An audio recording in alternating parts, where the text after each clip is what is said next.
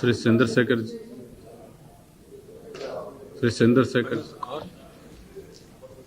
अध्यक्ष जी, मैं इस बहस में हिस्सा लेने को तैयार नहीं था। अचानक आपने मेरा नाम ले लिया। मैं केवल 2-4 मिनट में ही अपनी बात रखना चाहूँगा। सोमनाथ चटर्जी ने इस बहस को सही पर्सपेक्टिव में रखने का प्रयास किया है।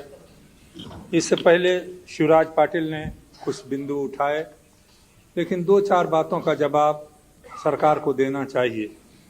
पहला तो सवाल यह है कि अगर इनको पहले से ज्ञात था और जैसा मालूम होता था इनके भाषणों से भी इनको मालूम था, तो क्यों कार्रवाई नहीं की गई?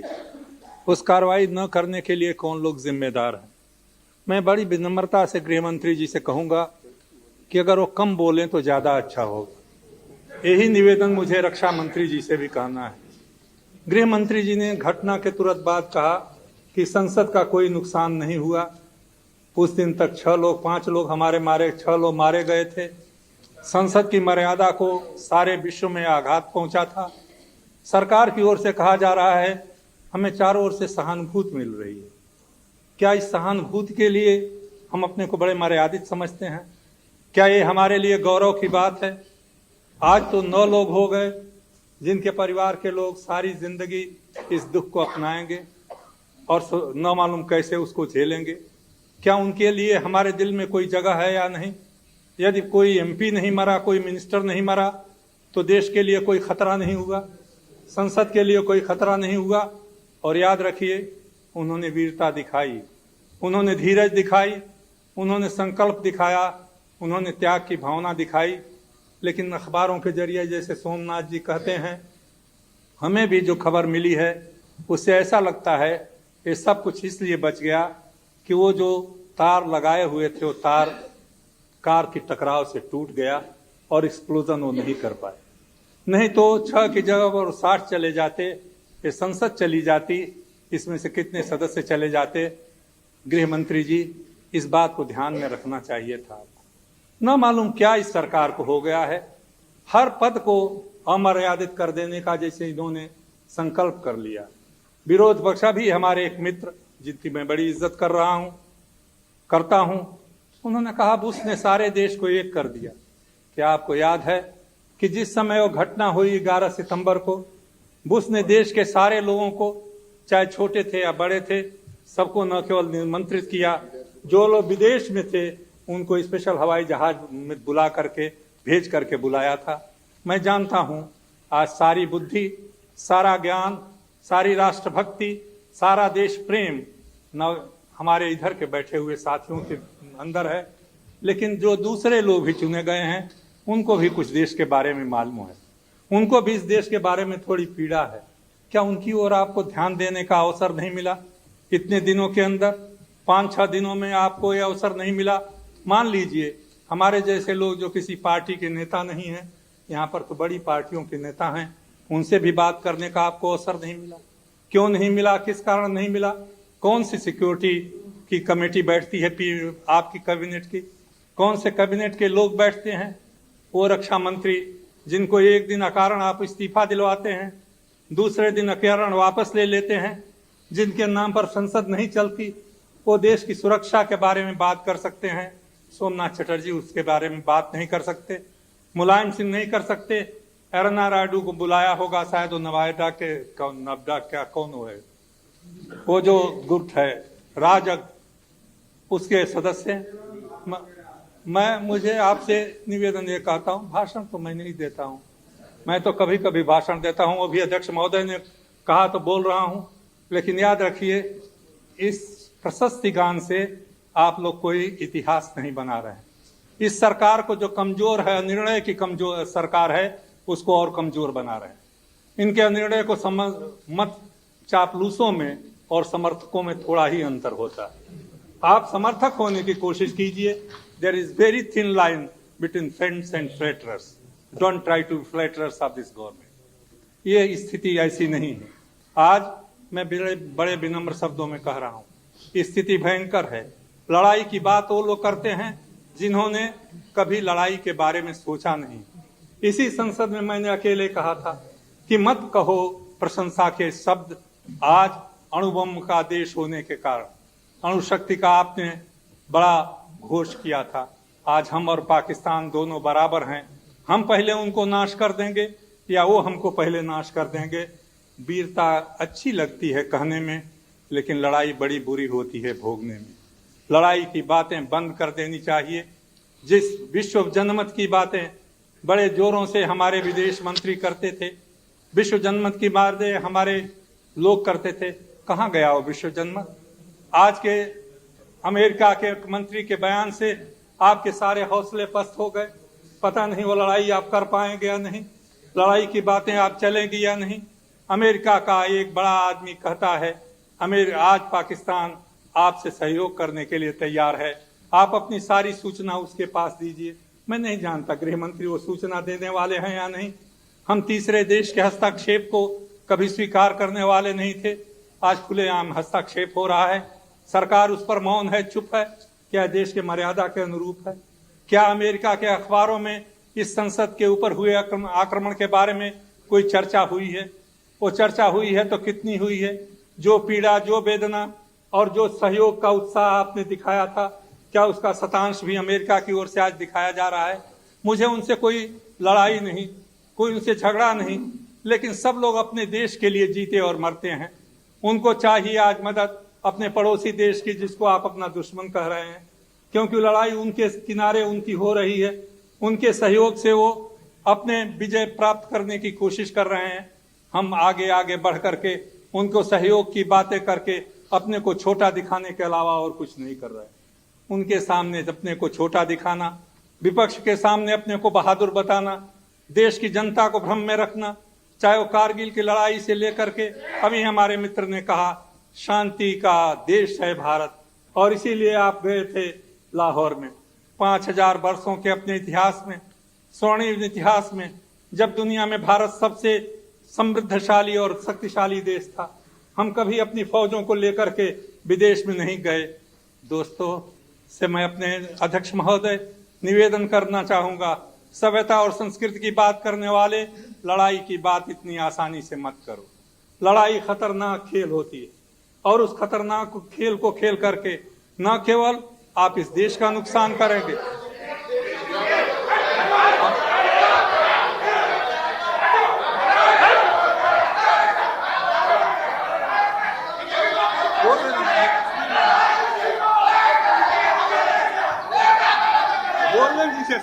No, please.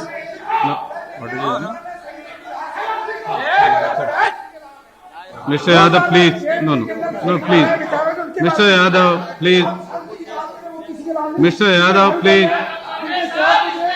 Mr. Yadav, please take your seat. अध्यक्ष महोदय वो लड़ाई के अध्यक्ष महोदय वो लड़ाई के मैदान से आ रहे होंगे। मैं तो शांति के ही बीच से पैदा हुआ हूँ, शांति में हूँ। मैंने कभी लड़ाई देखी, मैं बता रहा हूँ। No, Mr. Honorable Member, please take your seat. ये ठीक है। No, Mr. Mandal, please take your seat. No, आप बैठ जाइए ना। क्या है? Nothing should go on record, please. Mr. Mandal, please. क्या कर रहे हैं आप लोग? अध्यक्ष महोदय, अध्यक्ष महोदय,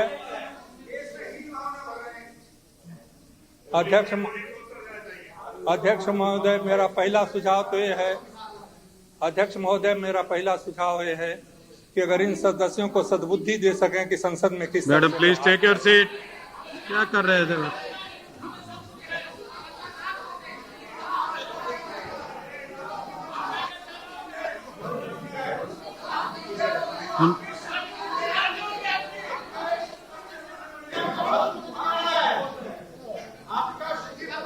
क्या कर?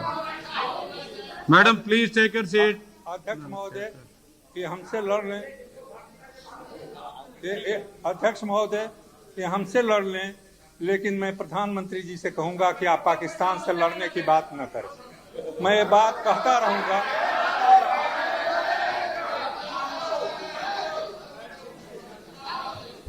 मैं आपसे फिर निवेदन करूंगा, लड़ाई खतरनाक खेल है। लड़ाई में आप अकेले हो जाएंगे, लड़ाई में इस देश का नाश होगा, लड़ाई में पाकिस्तान का नाश होगा। इस विनाश के रास्ते से आप अलग रहें।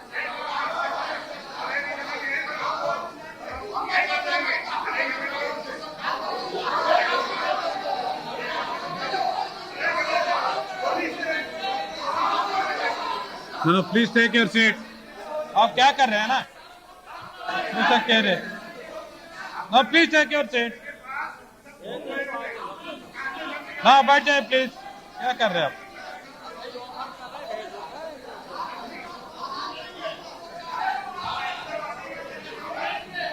This is no please no cross talk please. अध्यक्ष जी, क्या कर रहे हो आप लोग? Order please, order please. अध्यक्ष जी जो लोग सेना में जाना चाहते हैं उनको आप भेज दीजिए, मुझे कोई एतराज नहीं है। लेकिन हम तो इसी संसद में हैं और यही का कर्तव्य पालन कर रहे हैं। No running commentary please. कर्तव्य पालन करने के लिए सेना का, हमारे आर्मी के लोग, हमारे फौज के लोग हैं, हमारे सेना के लोग हैं। ये निर्णय वही करेंगे कब लड़ाई लड़नी चाहिए, किस तरह से लड़ाई लड़नी चाहिए। वो सलाह प्रधानमंत्री जी को और रक्षा मंत्री जी को देंगे। अगर उनकी सलाह हो कि लड़ लेना ही जरूरी है तो आप लड़ लीजिए, मुझे उसमें कोई एतराज नहीं है। लेकिन उस समय भी मैं इसका विरोध करता रहूंगा, अकेले भी रहूंगा तो विरोध करता रहूंगा। मैं लड़ाई के खिलाफ हूं और लड़ाई के विरोध में मैं अपनी आवाज उठाता रहता हूं। मैंने अकेले भी एटम बम बनाने का विरोध किया था, आज भी विरोध कर रहा हूं, आगे भी विरोध करूंगा। क्योंकि एटम रक्षा का अधिकार नहीं है, हथियार नहीं है, वो आक्रमण का हथियार है। रक्षा उससे नहीं होती, उससे आक्रमण होता है। भारत एक आक्रामक देश नहीं है और भारत को आक्रमण की बात नहीं सोचनी चाहिए। मैंने उग्रवाद को भी देखा है थोड़े दिनों तक और मैं जानता हूं कि उग्रवाद से कैसे निपटा जाता है। ये भाषण वीरों से उग्रवाद नहीं रुकता है। उग्रवाद रुकता है कठोर निर्णय से, उग्रवाद रुकता है संकल्प शक्ति से। अनिर्णय की सरकार उग्रवाद को नहीं रोक सकती। जो सरकार फैसले नहीं ले सकती वो नहीं रोक सकती। जातियों के नाम पर, धर्म के नाम पर देश को बांटने वाले उग्रवाद को नहीं रोक सकते। जो धर्म के नाम पर बांटते हैं वो उग्रवाद को नहीं लूटते। और इसलिए मैं ये कहना चाहता हूँ अध्यक्ष महोदय, उग्रवाद बुरा है। उग्रवाद को जब धर्म का सहारा मिल जाता है तो अत्यंत भयंकर हो जाता है। अगर एक तरफ से उग्रवाद धर्म के आधार पर चल रहा है तो उसी तरह का उग्रवाद धर्म के आधार पर चलाने की प्रवृत्ति इस देश में नहीं पैदा होनी चाहिए, नहीं तो ये देश पहले बर्बाद हो जाएगा। क्योंकि इसलिए अध्यक्ष यादव, मैं आपसे निवेदन क्या कर रहे हैं? ये जितने लोग बातें कर रहे हैं और मुझे बड़ी प्रसन्नता है कि गृह मंत्री और प्रधानमंत्री चुपचाप बैठे हैं ताकि ये लोग अपनी भाषण को पूरा कर सकें। मुझे इनसे कोई शिकायत नहीं, क्योंकि मैं जब ये बोल रहा हूं तो मैं जानता हूं इसका विरोध होगा। जब मैं बोल रहा हूं तो मैं जानता हूं मैं उन लोगों के बीच में बोल रहा हूं जो इतिहास के प्रति अंधे हैं, जो भविष्य के बारे में अनजान है, जिनकी समझ नहीं है। मैं उन लोगों के बीच में बोल रहा हूं, उन लोगों के बीच में बोल रहा हूं जिनको भारत के भविष्य के बारे में न चिंता है, न भारत के अतीत को जानते हैं, जिन्होंने संसदीय परंपरा को नहीं समझा। इसलिए अध्यक्ष महोदय, इसी तरह के लोगों ने उग्रवाद पैदा किया है हमारे पड़ोस के देश में, और इसी तरह का उग्रवाद हमारे देश में पैदा करने की कोशिश किया है। उग्रवाद से उग्रवाद नहीं बंद होता, उग्रवाद शांति से की बातों से बंद होता है। उग्रवाद बंद होता है समझाने से, उग्रवाद बंद होता है समझदारी से। और इसीलिए